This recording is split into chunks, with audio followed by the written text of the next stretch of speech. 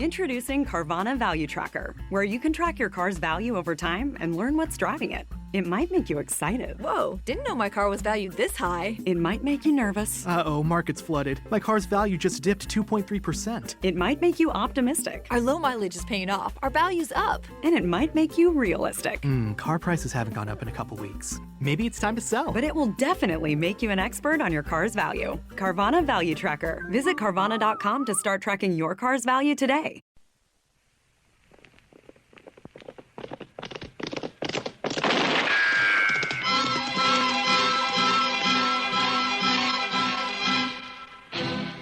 Around Dodge City and in the territory on West, there's just one way to handle the killers and the spoilers, and that's with a U.S. Marshal and the smell of Gunsmoke.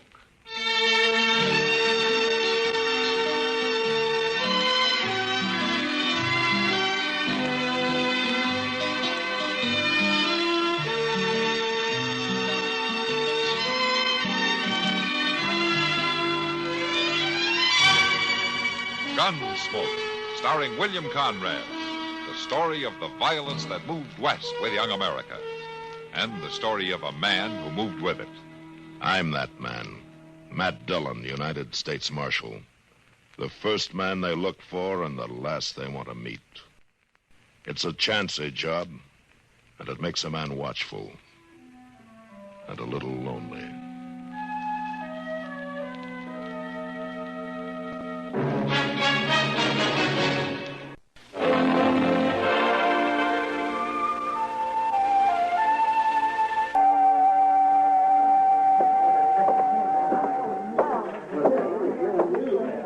Good evening, Mr. Syberts. Oh, well, Henry, can I buy you a drink?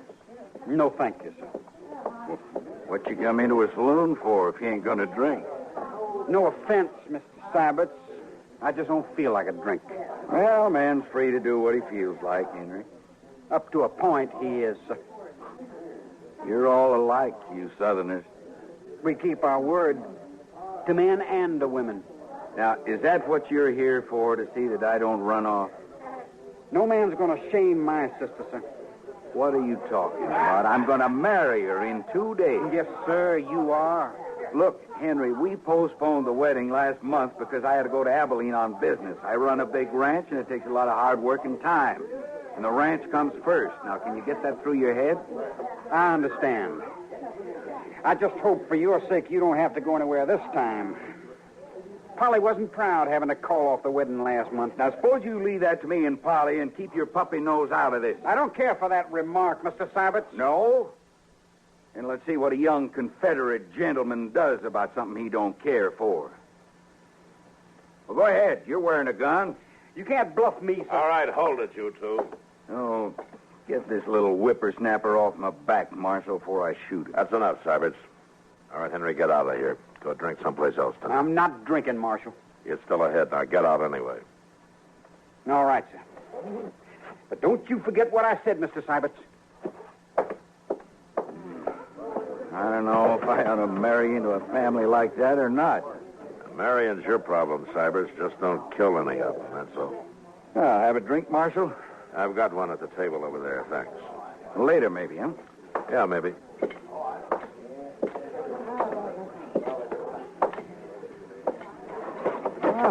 You sure stopped that just in time, Matt. Yeah. That kid wouldn't have had a chance against Nate Syberts. No, but he'd have tried it anyway. They're going to make a real happy family. Oh, they'll get along, Kitty. Syberts and Polly, anyway. They will if Henry and his father give them a chance. Too bad Mrs. Troyman isn't still alive. She'd handle it better. They're nervous about the wedding, that's all. Yeah, and about Syberts' money. They need it bad. Yeah, they used to be rich, Kitty, back in Virginia. Well, sure, before the war. Why do you think they're so happy to be able to marry Polly off to a big rancher like Syberts? You know what it was like, don't you? Yeah, except for Polly. I think she's real fond of Syberts. Well, sure. He's fond of her, too. After all, she's a woman, isn't she?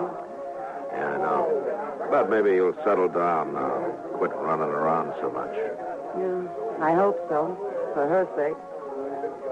When's the wedding, Matt? Day after tomorrow? That's what they say. You're going, aren't you? Yeah, suppose we'll go. I love weddings. Oh, Kitty, that reminds me. I saw Polly on the street the other day, and she asked me to tell you that you'd be welcome at the wedding if you want to come. She did? Uh-huh. I've only met her at the store and around. Well, it seems like she likes you. Anyway, that's what she said. Gee, Matt, do you think I should? Well, you were invited by the bride. I don't know why not. Well, maybe I'd better think it over. She's got enough trouble as it is. Anyway, I feel kind of good they're asking me. Well, they're just people, Kitty, like anybody else.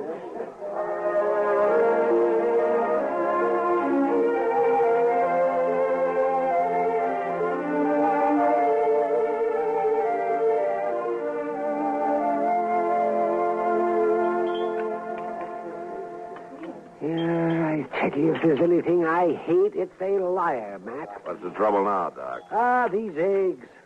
The cook swore they were fresh. And I know darn well they've been put down in water glass. Oh, well, why don't you raise some chickens, then? I would, but it'd just create a whole new class of thieves. Chicken thieves. Seems to me you're in for a bad day, Doc. You started feeling this way. I'd sooner trust Crazy Beulah over there than most people I know around here. Crazy Beulah? Yeah. Oh, yeah. I haven't seen her in a long time. Funny thing about her, man. She's still sort of pretty. Yeah. Till you look in her eyes, she is. You know something, Doc? I can't help feeling sorry for her. I know. There's nothing anyone can do to help her. No, I guess not. She came to see me a couple of weeks ago. She had the ague. Oh? And she paid my fee, too. And if Crazy Beulah can pay up, you'd think the more prosperous citizens around here could. I tell you, I sometimes wonder about these people, Matt. Maybe you charge too much. If I charge nothing, they'd still cheat me somehow. Oh, morning, Mr. John. Hi, Chester. Here, just look at this. Read it. Right. If Nate Syberts marries that Troyman girl, there'll be a killing. I'm warning the law to stop it before it's too late. There's no signature. Where'd you get this, Chester? It was under the office door when I opened up this morning. What do you make of it? Well, here, let me see it, man. Let's see. It's printed. I thought I might recognize the handwriting. That's why he printed it, I guess. Well, I wouldn't want to be in Nate Sybert's boots. Young Henry's going to shoot him if he doesn't marry Polly, and here's somebody who's going to shoot him if he does. All in all, it'll make for a lively tomorrow. Well, I think we better talk to Syberts about this, Chester. Well, he's staying over at the Dodge house till after the wedding. Yeah, I know. So long, Doc. Have a pleasant day. Yeah, sure, Matt. Yeah, so long.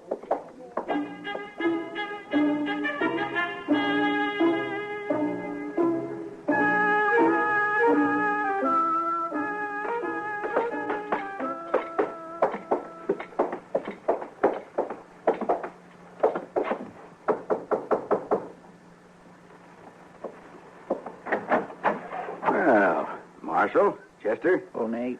Like to talk to you, Syberts. Sure, Marshal. Come on in. Come in. Chester found this note at the jail this morning. Here. Now, who wrote this? Well, I thought maybe you could tell me. No, I got no idea, Marshal. Can you think of anybody who doesn't want you to get married, Syberts? I got enemies, sure. What man hasn't? But they don't have nothing to do with me and Polly. What do they care if I get married? Well, maybe it's just a joke somebody's kindly playing on you. Well, it's a mighty poor joke under the circumstances. Yeah, I suppose it would be. My old man told me to stay away from women a long time ago. I should have listened to him. It's a little late now. Yeah. If you get any idea, let me know, will you? Anyway, we'll be at the wedding. We'll do what we can. I'll be wearing a gun, too, Marshal. You can count on that.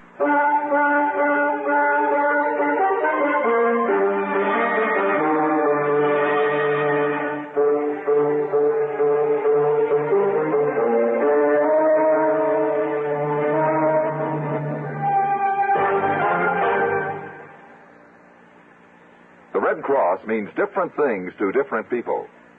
To the family left homeless by a fire, flood, or tornado, the Red Cross means food, clothing, and shelter, perhaps even a gift of money. To a serviceman overseas or a veteran in a hospital, the Red Cross may mean a friendly reminder of home or a few moments of care-chasing entertainment. To someone seriously injured or undergoing an operation, the Red Cross means a ready supply of life-saving blood. To a refugee or political prisoner in a foreign land, the Red Cross means a helpful hand that reaches across borders and through barbed wire. All the good things that happen to people through the efforts of the Red Cross happen because many people have given generously their money and volunteer services. It's not too late to join and serve at your local Red Cross chapter.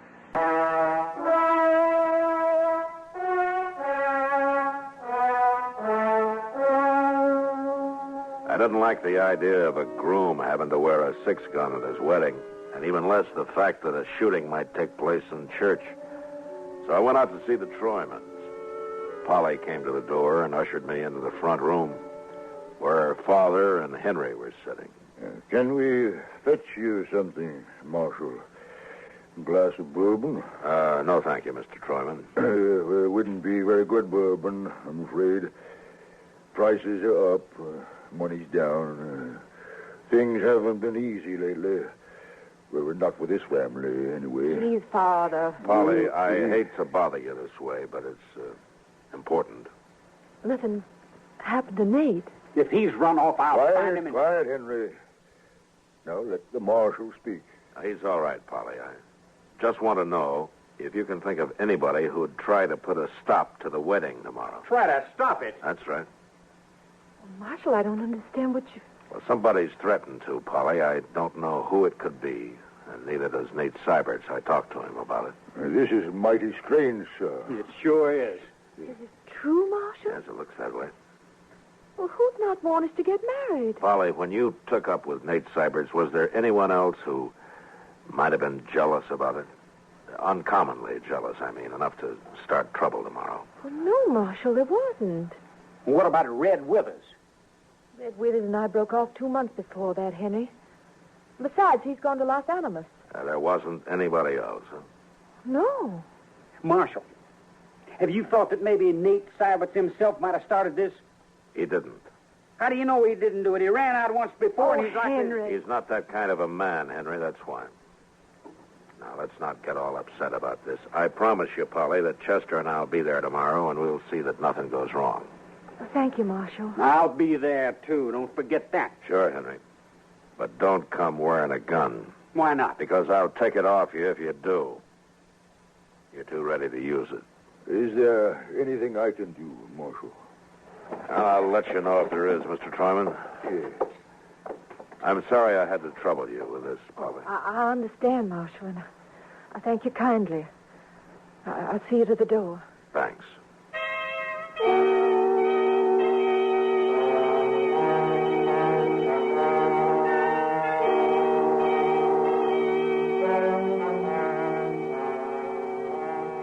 For as much as Nate and Polly have consented together in holy wedlock, and have witnessed the same here before God and his company, and thereto have given... Come on, Chester. Yes, sir. Pledged their troth either to other, and have declared the same by giving and receiving gold and silver, and by joining hands, I pronounce that they be man like together. In the name of the Father... Well, I can see a lot of real friendly faces in there, Mr. John. Yeah. There's nobody outside here. Yeah, that's Syberts' buggy right there, ain't it? Yeah, he's driving Polly out to the ranch right after the ceremony. She didn't want a celebration of any kind. Well, looks like there won't be no trouble after all. I sure hope not, on their wedding day and all. Yeah, it sounds like it's over. They'll be coming out now. Yes, sir. We'll stay close to them till they drive off. It could happen right out here. Well, I'll watch whichever way you ain't watching. How would you know which way I'm watching unless you spend your time watching me, Chester? Well, now, sir, I didn't mean exactly that. Oh, here they come. Oh, my, don't they look pretty? Come on, Polly. Congratulations, Cybert. Thanks, Marshal. Let's go over here a minute, huh? Sure. I guess that warning wasn't much to worry about after all. Yeah, it looks that way. You got nothing but friends here, as far as I can see. Sure unsettles a man, though, a note like that. And I think you can forget about it now, Cybert. I'll forget it when I find out who wrote it, Marshal. That's what I wanted to ask you. What? If you learn anything about it, let me know. Will you promise me that? What would you do if I did find out? I'd kill him. That's what I thought. Look, Cybert, you're married now, and you've got more than yourself to think about. I'm a peace officer. I'm paid for it. It's my job. And if I find out who wrote that note, I'll run him out of the country. And I'll try to keep you from finding out who it was. I'm not a boy, Marshal. I'm not sure I appreciate your trying to protect me. What about Polly? Polly? Yeah. I think I see what you mean, Marshal. You're just not used to being married, Cybert. But you better go on and start getting used to it. Polly's looking for you over there. Well, thanks, Marshal. All right.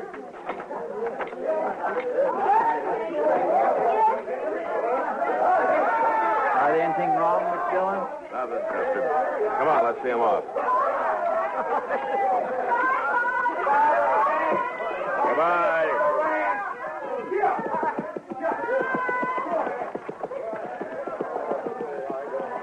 Oh, my goodness, Mr. Dillon. What's the matter, Chester? Yeah, no, I'm just like an old woman at a wedding.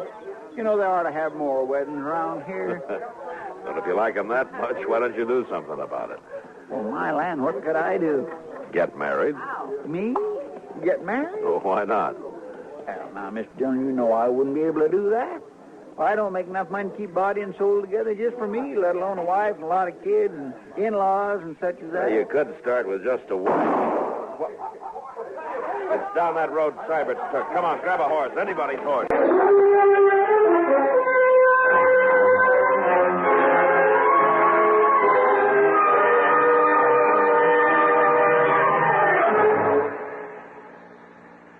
No one we know of approves of wasting money.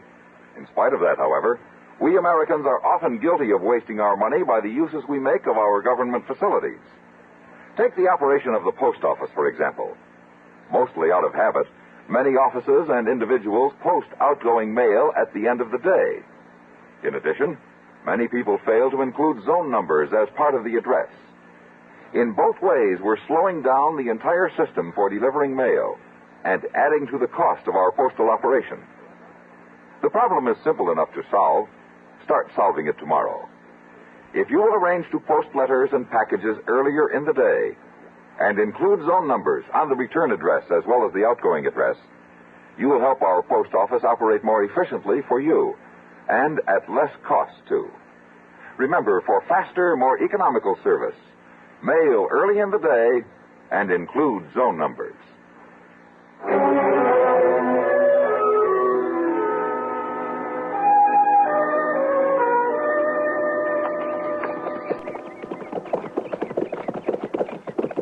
There's a buggy just past the bridge there. And that Nate all hunkered over. He must have been hit. Pull up so we don't scare the horse, Chester. Oh.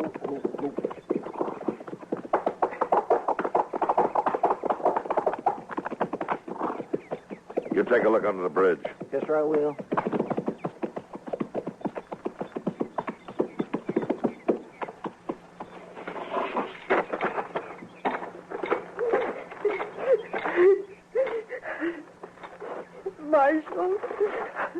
Marshal, they shot him. Is he dead, Polly? He's breathing, but I couldn't drive the horse back and hold him, too. Marshal, what? Why did they do it? Who did it, Polly? How many were there? I don't know. I didn't see anybody. We were just driving across the bridge and they shot him. Take away, Ron. Please, Marshal. How is he, Mr. Dillon? Marshal, do something. You die. Chester, get in the buggy and drive back to docks, quick. Yes, sir. Now, give me them lines, please. Tell everybody to stay in town. I don't want them messing up the tracks out here. Now, hurry. We'll be there for you now, Polly. Now, get a good tight hold on Nate.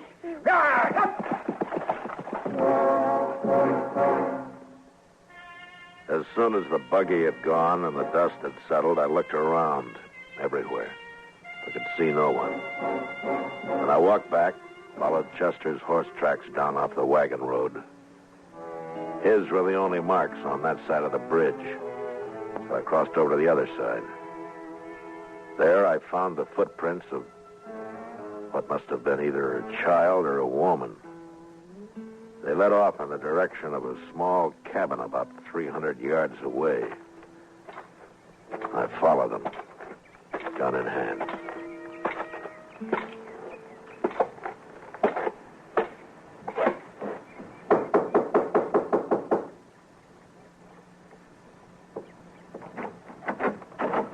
Oh, it's you, Marshal. Beulah. Who's in there? Tell me.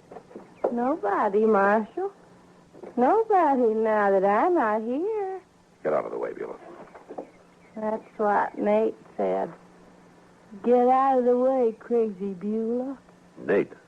He won't say it no more. I fixed him. Beulah, what are you talking about? He wouldn't even look at me on the street after. And then he up and married that Troyman girl.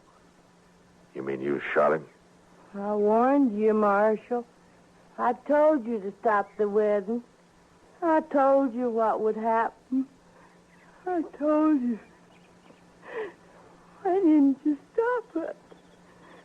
Why didn't you stop it? Beulah.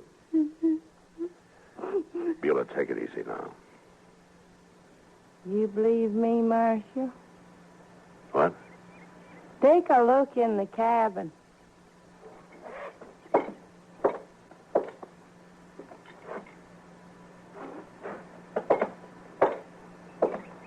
All right, what's this all about, Beulah? There's nobody in there. Smell my rifle. Where is it? Right there by the door.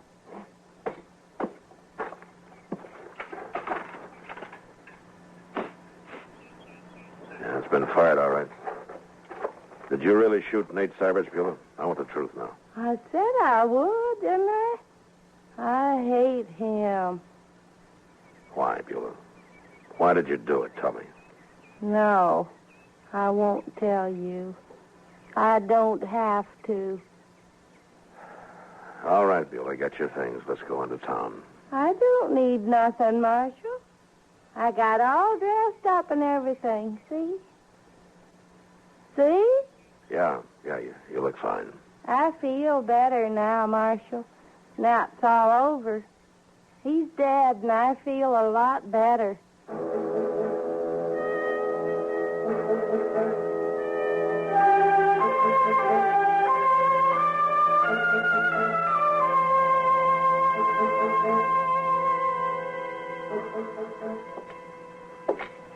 Give her anything she wants, Chester. See that she's comfortable. Yes, sir, I sure will.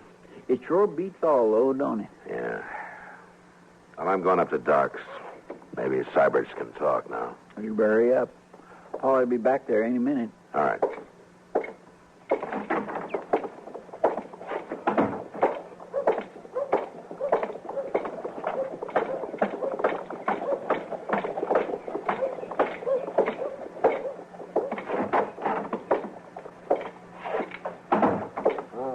Hello, Matt.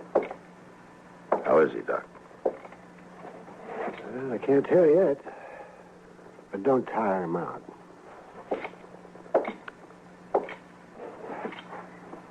Hello, Cybers. Marshal? I guess we should have stayed with you a little longer, huh? I don't even know where it came from, Marshal. He was under the bridge there, I guess. Got me right in the back. It wasn't a he, Cybers. It was a she. A woman? Crazy Beulah. I just locked her up. Beulah? How do you know it was her, Marshal? I trailed her to her cabin. She admitted it. She say why she did it? She said you wouldn't look at her on the streets. Told her to get out of the way or something. Doesn't matter much. Unless you want to tell me. Well, I got drunk one night, Marshal. She kind of chased after me ever since. I tried to keep out of her way. I see. What are you going to tell Polly? If I live? Yes, if you live. I don't know, Marshal. I might even tell her the truth. All right, Matt. That's enough. Yeah, sure, Doc. So long, Syberts. Goodbye, Marshal.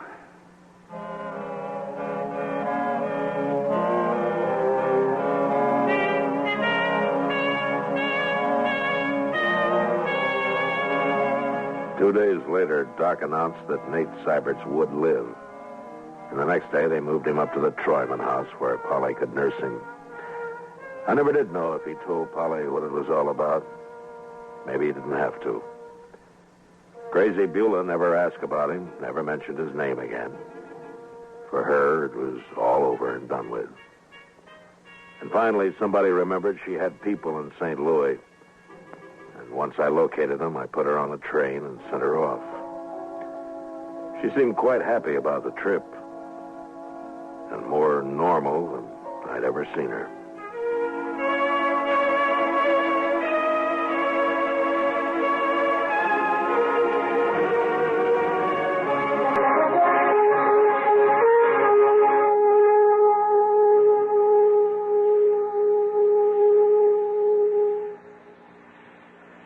Hi. Maybe you'll recall this tuneful reminder of times past.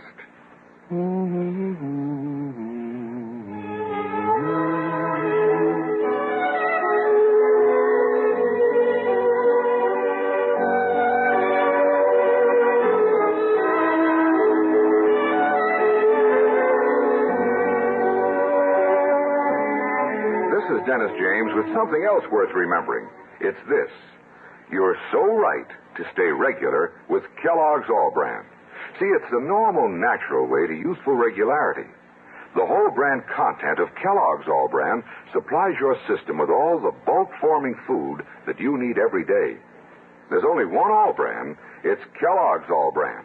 So relieve irregularity from lack of bulk, as millions do, with a bowl full of Kellogg's All-Bran each morning. ALL-BRAN. It's Kellogg's All-Bran.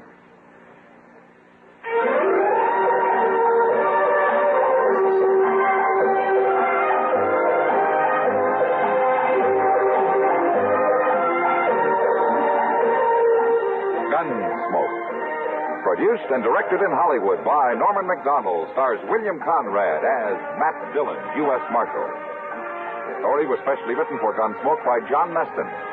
Featured in the cast were Vic Perrin, Gene Bates, Virginia Gregg, and Sam Edwards. Harley Bear is Chester, Howard McNear is Doc, and Georgia Ellis is Kitty. This is George Walsh inviting you to join us again next week when CBS Radio presents another story on Gunsmoke. Nice buns, soft, fluffy, and ultra-low net carbs. Discover Hero Bread, the delicious ultra-low net carb bread with incredible taste and texture. Hero Bread has 0 grams of sugar and is under 100 calories per serving. Plus, high in fiber with 5 to 10 grams of protein per serving. Order from hero.co now and get 10% off your first purchase with promo code AH10. That's 10% off with code AH10. HERO.co.